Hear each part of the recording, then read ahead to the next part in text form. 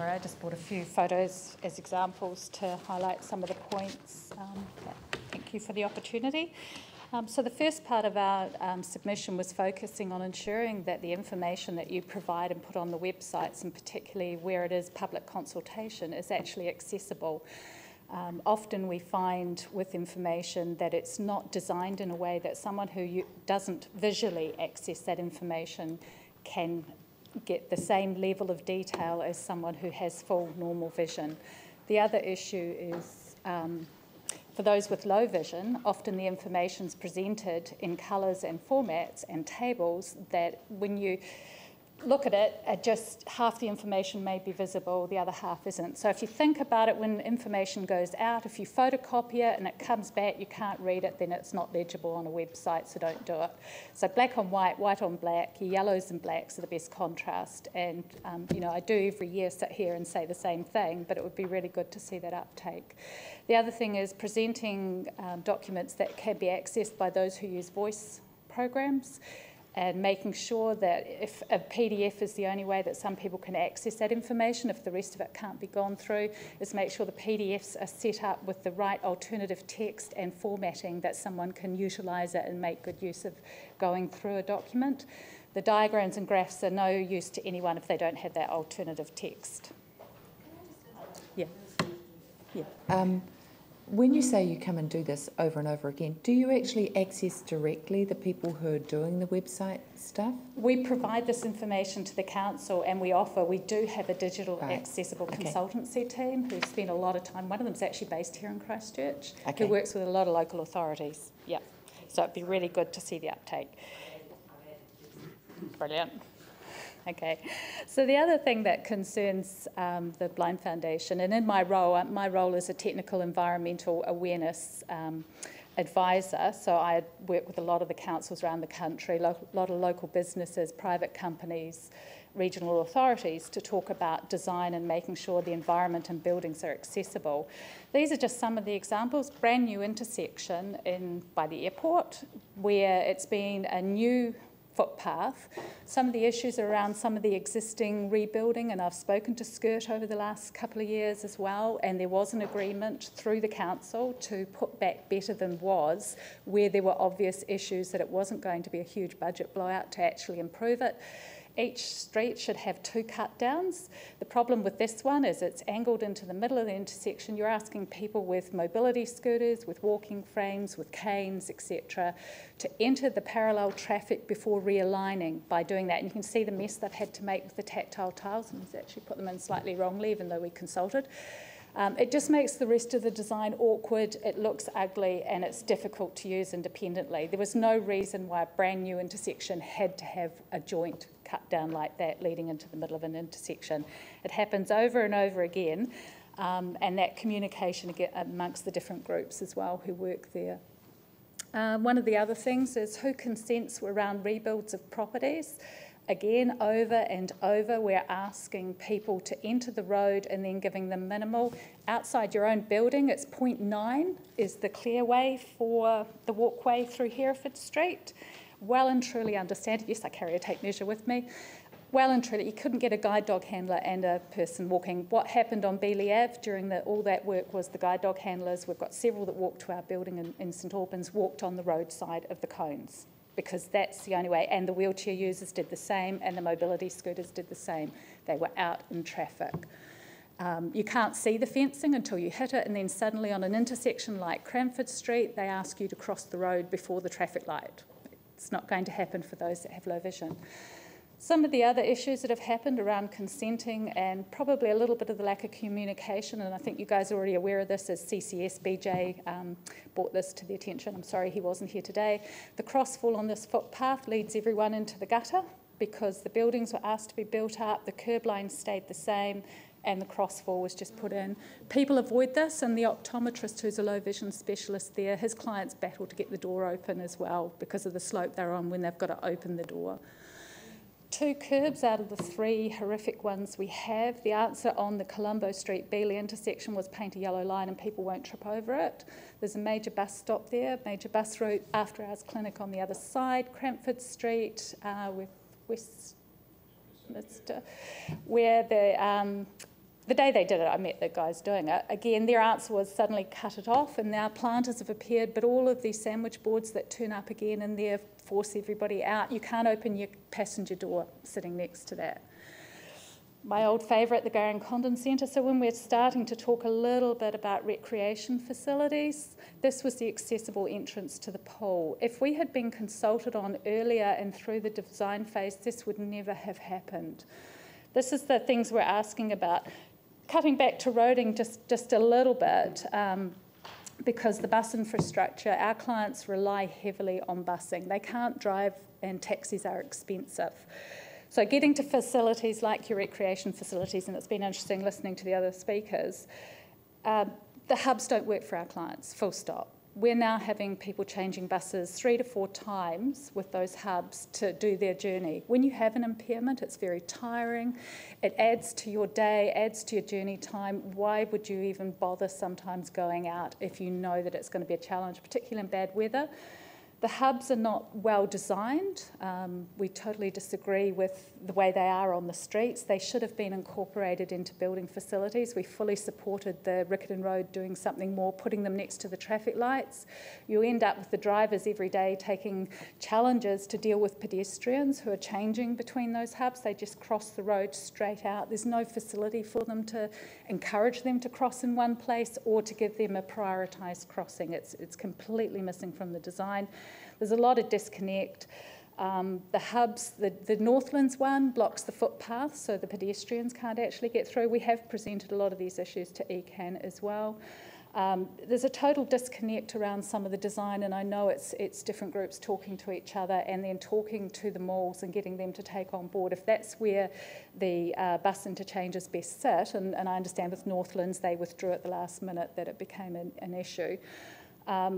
You know, put them there, but then think about the pedestrian access to those facilities. Most private commercial retail spaces build for cars. They don't think about the pedestrian and it being part of the journey because we don't think people walk everywhere.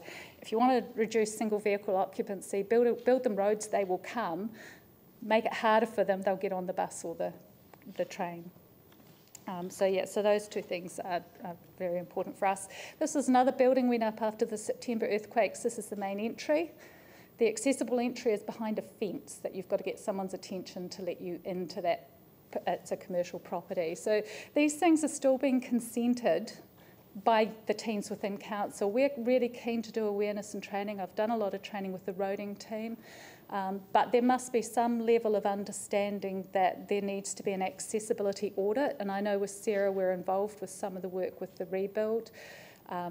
We are the holders of the expertise around blind and vision impairment, deaf-blind accessibility. So we can provide the best advice to make sure that our clients are able to access those buildings. And given most of them are over the age of 60, they will have additional needs. Just for an example, the Technology Hub, wonderful building, no contrast. And then you've got doors that are opposing in their opening. So you just get past one, smash into it because it's left partially open and you can't even see it's there, and the next door comes the opposite direction. So it's simple things in design when the compliance team look at plans. If we can be involved from that planning and design stage, we can point out some of these issues that could be easily rectified. And by adding contrast, people can actually find emergency exits and get out of those.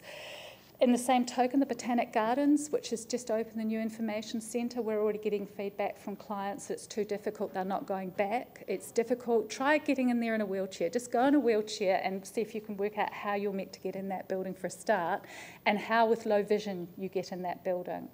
It's very, very difficult. And then once you're inside, the counters, etc., are not easily accessed, and they present hazards with lack of contrast and the lighting, the glare, and other issues within the design of that.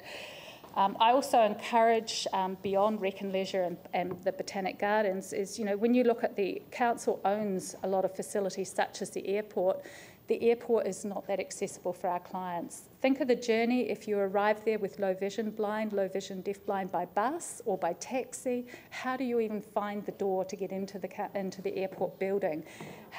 you can't find it. If you're lucky, you'll get someone who will help you get your ticket, who they then may send you upstairs, if they're not Jetstar, will send you upstairs. You've then got to find the departure lounge, which is really not in a logical place. Good luck finding a lift, if you can find the lift amongst the doors. And then you've got to get through the departure lounge. The floors are glary. There's some design patterns in them that don't make sense. They're not logical. They don't lead to anywhere. The pillars aren't that great a contrast. So there's a lot of council-owned facilities as well where it would be good to see, you know, we've got this plan to be the most accessible city, to see some of it being implemented. So from the Blind Foundation's perspective, you know, we're here to provide that level of technical expertise and support, and we would love to be involved a bit more to ensure that the council is able to achieve those outcomes. Thank you. Going back to the picture of, and we've just put the lights up, and it might be good to put them down again so that we can just go back to one of your pictures if possible, if that is possible, or maybe you can explain if not. Going back to the picture of the pedestrian crossing by the airport. Oh, that's the new road crossing. Yeah. Can you explain really clearly what's wrong with that from your viewpoint? Because, I mean, maybe I'm being a little bit slow here, but you went over it quite quickly, and I think it would be of benefit to councillors just to have you explain really clearly what was wrong with that crossing. Okay. To get a crossing position, two separate cut downs. So you're not crossing from a centralised block with one radii that's designed for vehicles to be able to take it at a reasonable speed. So to have two separate crossing points and approaches.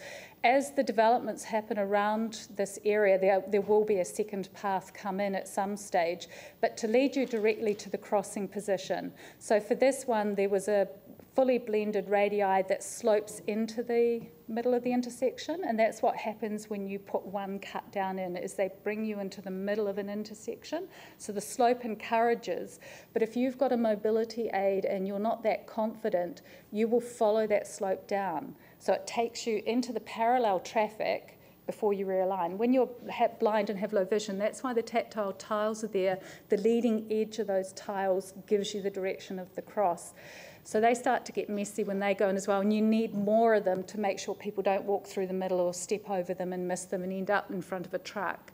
On the opposite side, they've put a left slip lane. Again, very difficult if you're deaf-blind to cross slip lanes. And where a lot of people now, as you know, we're parking further down and walking and wheeling their bags to the airport. So we have to think of the new traveller with their wheeled mobility suitcase, and also the texter who's not paying attention, who's going to just walk into an intersection. Yeah. Could I trade my place with Pauline, who's completely bussing to... Okay, just a quick question. Mine is in relation to the cut-downs that you mentioned before. Alexia Pickering tells me, whose husband was Neville, that she pushed for that. Alexia's in a chair. So this goes back decades. And something Yanni's been mentioning is about Skirt's work. So I just wondered, is there a way we can ensure that these cut-downs are embedded, literally, in all of Skirt's work, because it really is a fundamental part, I think, of it has been in Christchurch. Yeah, we get a lot of the plans. Yeah, I know Alexia well. My grandfather was deputy mayor while she was her husband was mayor. So, yeah, she started Barrier Free Trust New Zealand and did a lot of work in the area of the disabled, and so she's still very proactive from Wellington. Yeah, I get most of the plans and most of the roading plans. I got these. I commented on these plans and got ignored. That's the problem, is the level of consultation is often consultation. And I have to say the same thing with the Edgware Village Plan. It's all showing shared surfaces and shared spaces. We've done a lot of work with Auckland over the last 4 years with the development of their shared spaces. Pedestrians without curb cut-downs don't know where to go. Shared cycle pedestrian facilities for those who are older and our clients are just impossible. There's so many points of conflict, and the ability to be in the middle of a road that perhaps wasn't a shared surface without curbs. So yeah, it's really important to get the design. But I do work quite closely with a lot of the council staff, but again, turnovers and that level of communication and building it in. So it would be good for another remit from the council to go back to Skirt to reinforce that you're supportive of putting it in right. Yeah, because this was a new job, it wasn't a Skirt job. Okay. Yeah. Thank you. No, that's very interesting stuff. I'm just wondering if you could please go back to the Graham Condon pool and explain to us what, because the photograph doesn't really tell us. Okay, this is the ramp entry to the pool. Yeah. At the bottom of the ramp is a step. Yeah. At the bottom of the ramp to the spa pool is a step. And the rationale for that is because they measured it wrong, or The architect, when BJ and I met with him on site, the council asked us to audit this building when it first, just before it opened, said that it was going to muck up the design to keep it as a ramp, so he made the decision to put the step in. And I believe there's another couple of the busyness. And the carpet, yeah, I didn't include, I could have bought a so there's no huge... direction, so it's quite Yeah. complex, making things accessible. So what can we do to help that ensure that you're on board with even things like the Metro Sports facility, any new buildings that are going on? What can we do to? If we can be built into being a stakeholder that must be consulted with, you know, it's just, we would love to see the city being accessible. I'm on a full-time role at the moment because the idea was that there would be a lot of work coming around the rebuild of Christchurch. There has been some, and I know there's a commitment by Sarah to have accessibility audits, which may or may not involve the Blind Foundation. So we would like to be in there to be providing that expertise. Right, and, but so you're more than the Blind Foundation, though. You're a technical environmental awareness advisor. For the Blind Foundation. Okay, Yeah. but you're... Okay, so... But what about disability people in wheelchairs? Do you I cover work that with as well? BJ, who unfortunately is deferred not to, or Barrier Free Trust, which Alexis started. So we work both. So Barrier Free Trust have been brought in to do some of that auditing. Yeah. So we work together as agencies. We all know the issues. Right, Yeah. so what I'm trying to say is if we had a tick box at the end of our projects, we would put you in there. Is that, Yeah. would that work? That would be brilliant. Yeah. Yeah. Yep. Yes, yes. Thank you very much. Yeah. Thank you. Pictures help enormously. Thank you. You actually wind up the morning as well. So thank you very, very much indeed. Guys, you are allowed a break.